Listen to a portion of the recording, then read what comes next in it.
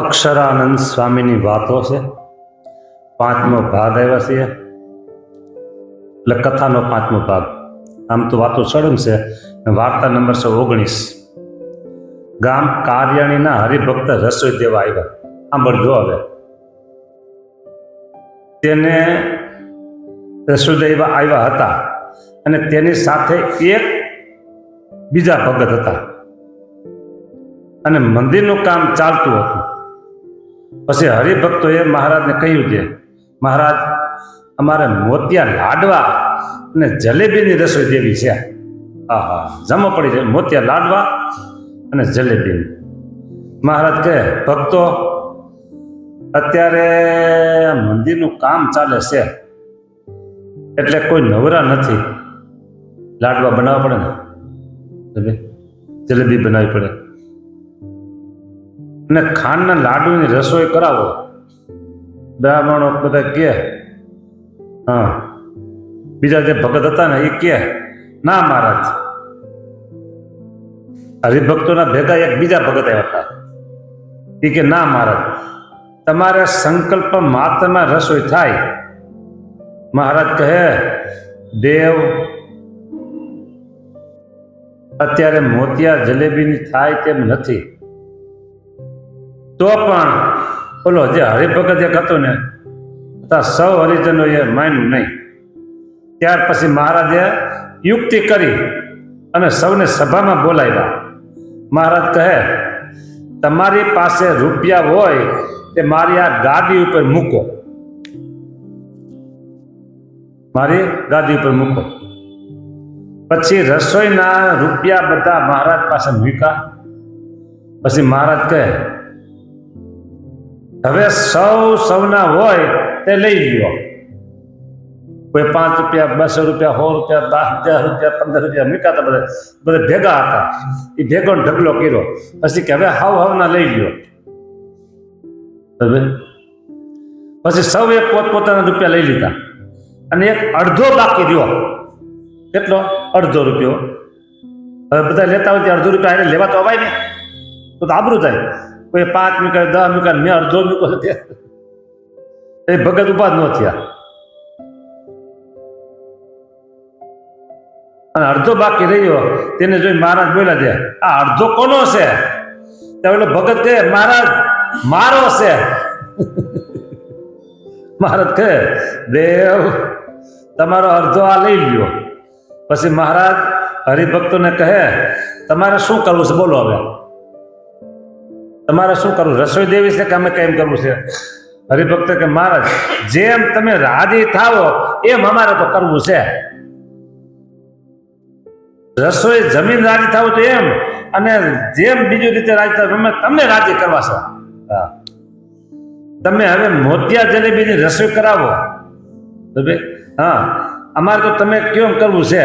પછી મહારાજે ખાંડના લાડુની રસોઈ કરાવી અને ઓલા જે ભાઈ એક હતા ને એને કહ્યું છે, તમે હવે મોતિયા જલેબીની રસોઈ કરાવો અડધા રૂપિયામાંથી.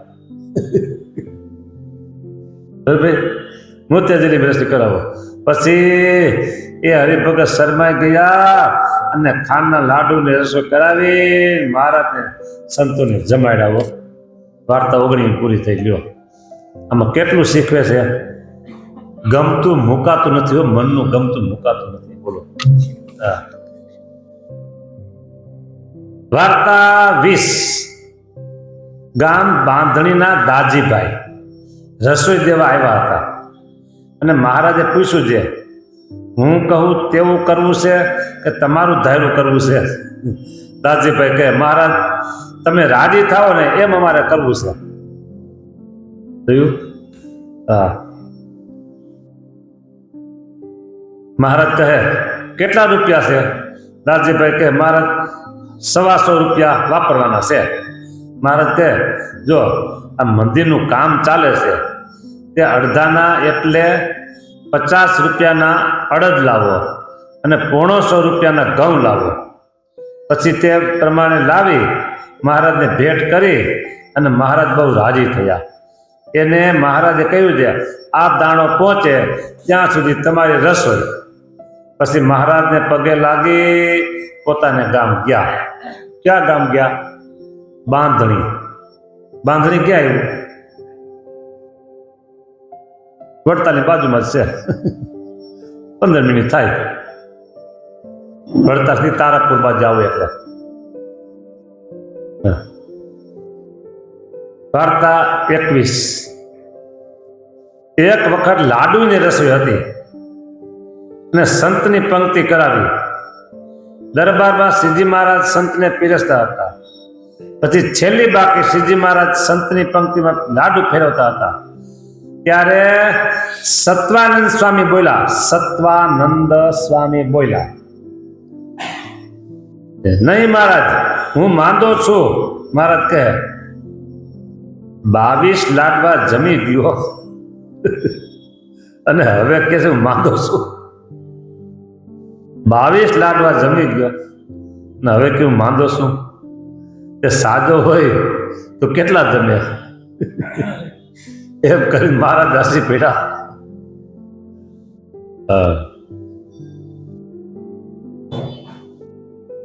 હવે એ વખતે લાડવા મોટા હતા હો. હા, અને 22 લાડવા બોલો.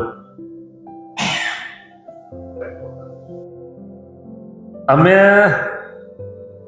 2 વર્ષ પહેલા ગયા હતા નાથ દ્વારા. એમાં તમારી જેટલી ઉંમરનો એક એનો ભગત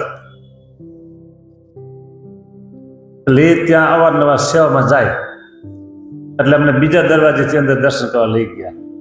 અને અંદર જે બધું હતું ને સેવાના બધા વિભાગો, ફૂલના વિભાગ ને, વાઘાના વિભાગ ને, બગીચાના વિભાગ ને, દૂધ પાણીના વિભાગ ને, માખણના બધા વિભાગ બધું બહુ મોટું બધું બતાવ્યું.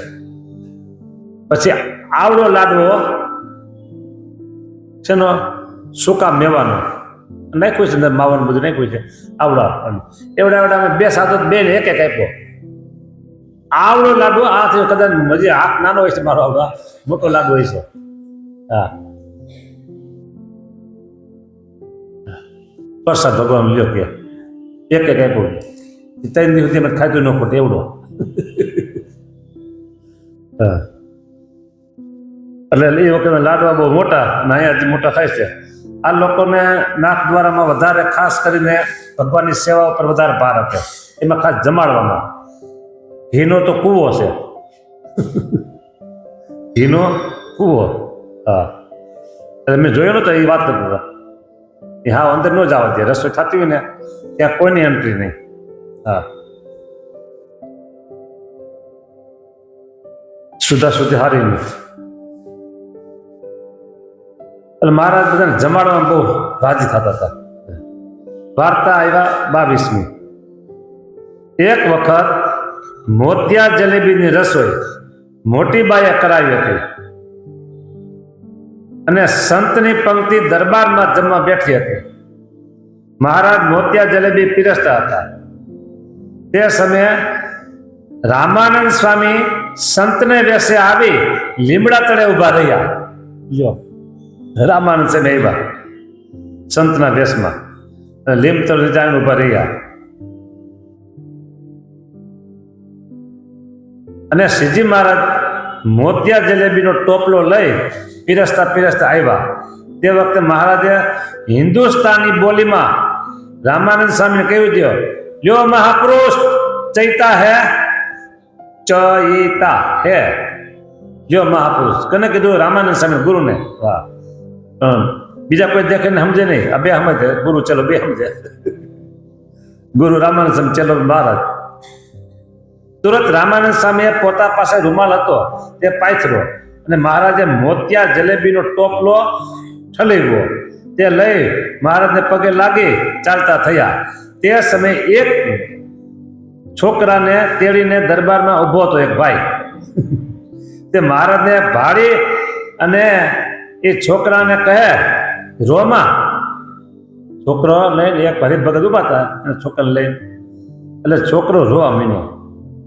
એટલે એનો બાપ કે, એ રોમા, તું રોમા, મહારાજ આવીને હમણાં તને લાડવા આપશે. એને લાડવા ખાવો તો રોવા મીનો. એટલે કીધું, રોમા, મહારાજ આવીને હમણાં તને લાડવા આપશે. મહારાજ કે, લે અંગૂઠો બતાવ્યો લે અંગૂઠો બતાવ્યો હા લે મારો અંગૂઠો કે એમ કહી મહારાજે અંગૂઠો દેખાડ્યો. મહારાજ કે હું મારા છોકરાને જમાડું છું, તું તારા છોકરાને જમાડ. ભગવાને કરાશે ને જોવા દે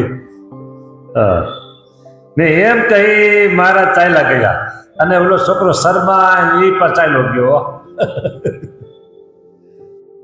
પછી આપ્યું છે આમાં લખ્યું નથી. વાર્તા 22મી પૂરી થઈ. 23મી વાર્તા. એક વખત માલપુડાની રસોઈ હતી.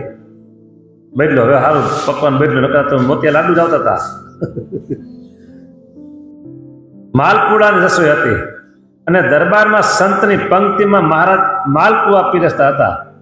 પછી બ્રહ્માનંદ સ્વામીને તાણ કરવા માંડ્યા.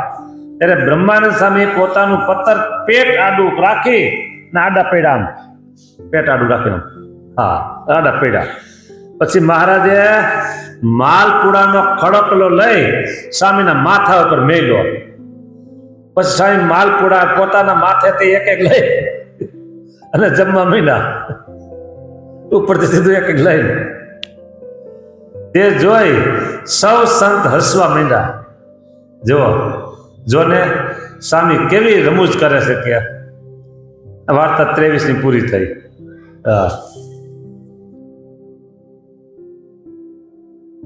એક વખત 24મી વાર્તા. એક વખત દૂધપાકની રસોઈ હતી અને સંતની પંક્તિમાં મહારાજ દૂધપાક પીરસતા હતા. પછી બ્રહ્માનંદ સ્વામીને મહારાજ તાણ કરવા માંડ્યા, પણ સ્વામીએ દૂધપાક લીધો નહીં. પછી મહારાજે દૂધની તાંબડી લઈ સ્વામીની માથે ધાર કરી. તે સમયે સ્વામી કીર્તન બોલ્યા, લઈ દહીં દૂધના ગાડવા રે, માઠડે ઢોળે માં ઘેલા થઈને ગોવાળિયા રે, ખૂબ કરી રે માખ્યા. આમ સ્વામી કીર્તન બોલ્યા. એક કીર્તન સ્વામી જમતા જમતા બોલ્યા. પછી મહારાજ દૂધનું માટલું લેવા ગયા ત્યારે લાડુબાઈએ માટલાનો કાંઠો ઝાલ્યો અને બોલ્યા છે કાંઈ ઢોળવા માટે નથી ભેગું કર્યું. હા એ ઢોળવા માટે ભેગું નથી કર્યું. પછી એક કાંઠો મહારાજના હાથમાં અને એક કાંઠો લાડુબાના હાથમાં. એમ ખેંચા તાણ કરી એટલે માટલું ફૂટી ગયું અને મહારાજ બીજું માટલું લઈ સંતને પીરસવા આવ્યા. તે લીલા બ્રહ્માનંદ સ્વામીએ જોઈ અને કીર્તન કર્યું છે, એક સમયે હરિવનમાં ઉભા વેણવાય રે, લઈ મટુકી ગોપિકા મહી વેચવાને જાય રે. ને તે પછી નામાચરણમાં સાંઈ બોલ્યા છે, એ લીલાની વાત બ્રહ્માનંદ જાણે. લ્યો લીલા એવી છે એ કીર્તનમાં અહીં 24મી વાર્તા પૂરી થઈ ગઈ કે આમાં કઈ ખબર ન પડે આ ગોકુળની લીલા છે કે ગઢપુરની લીલા છે. બરાબર બધું વર્ણન આવે જાણે ગોકુળમાં લીલા બની ને એવું. હા અને પછી છેલ્લે બોલ્યા કે એ લીલાની વાત બ્રહ્માનંદ જાણે. બ્રહ્માનંદ સ્વામી ત્યાં ક્યાં ગોકુળમાં હતા તે ભેગા એટલે લીલા કરી હતી ગઢડામાં ગેલા શું કહેવાય દરબારગઢમાં અને વર્ણન કર્યું બધું ગોકુળનું. અને પછી છેલ્લે કીધું કે આ લીલાની વાત બ્રહ્માનંદ જાણે છે. એનો એ કીર્તન નામ છે દાણ લીલાના પદ. ઘણા બધા પદ છે. એટલે આ હમણાં એક બે ભરગતનો આગ્રહ હતો કે ભાઈ અક્ષરાનંદ સ્વામીની વાતો એ કોઈએ મોબાઈલમાં મોકલી નથી તો તમે ચાલુ કરો. સારું, જય સ્વામિનારાયણ.